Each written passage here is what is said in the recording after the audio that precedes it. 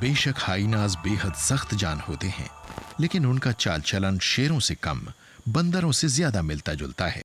Hyenas ऐसे झुंडों में रहते हैं जिनमें सदस्यों की तादाद 80 तक हो सकती है। शेरों के विपरीत उनके झुंड में मादा का राज चलता है और मादा ही हमेशा मुखिया होती है। मादाओं के बाद अहमियत है बच्चों की, और सामाजिक क्रम में वयस्क नर सबसे पीछे होते हैं। हर समूह में रुतबे का बेहद ध्यान रखा जाता है।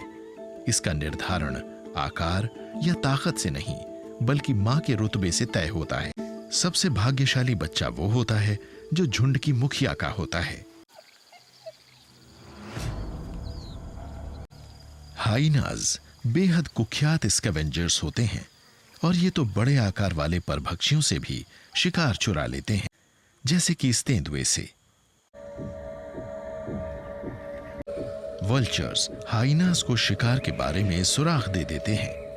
वो बताते हैं कि ताजा मांस आसपास ही है, और फिर हाइनास उसे हासिल कर लेते हैं।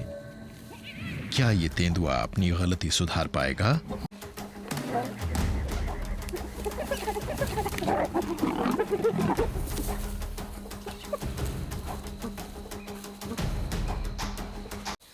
जब इस शिकारी हाइना को अपना इनाम मिल जाता है, तो ये झुंड के बाकी सदस्यों के आने तक उसे खाता रहता है।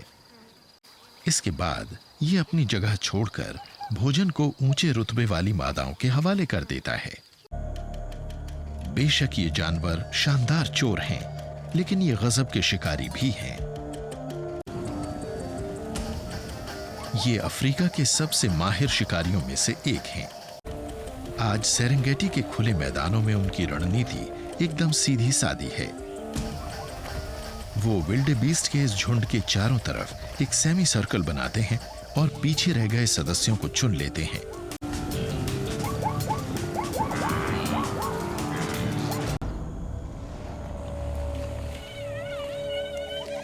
शेर अपने शिकार को खाने से पहले उसे मार डालते हैं, लेकिन हाइनाज अपने शिकार को जिंदा ही खाते हैं। इनके जबड़े बहुत ताकतवर और हाजमा बहुत ही दुरुस्त होता है।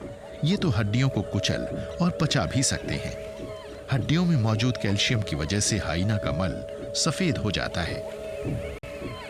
ये ऐसे एकमात्र मांसभक्षी जीव हैं जो चमड़ी को भी खा लेते हैं।